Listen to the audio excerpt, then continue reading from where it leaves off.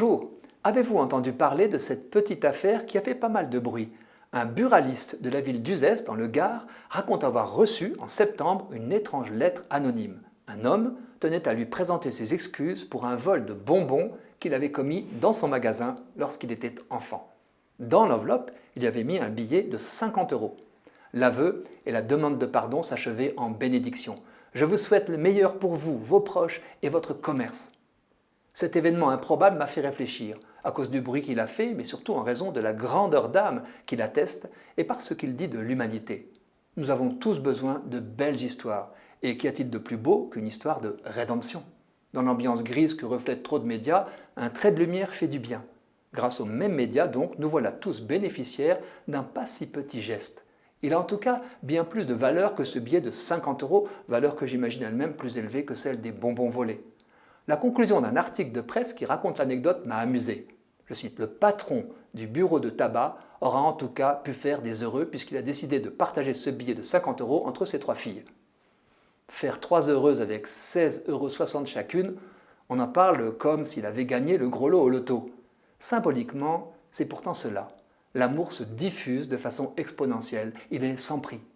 L'histoire m'a rappelé une expérience personnelle. Il y a quelques années, j'ai volé, mais sans le faire exprès, un bar tabac d'un village de Vendée qui avait un petit rayon pêche.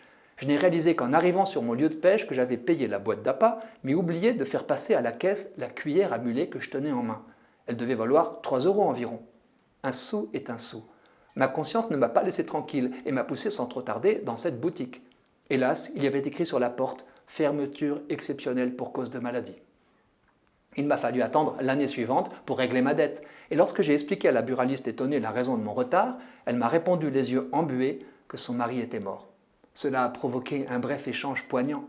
Alors que je ne lui avais rendu que la modique somme due, la femme me dit en conclusion la consolation que lui apportait mon geste à propos de l'humanité, alors qu'elle ne s'était bien sûr pas rendue compte de mon involontaire larcin.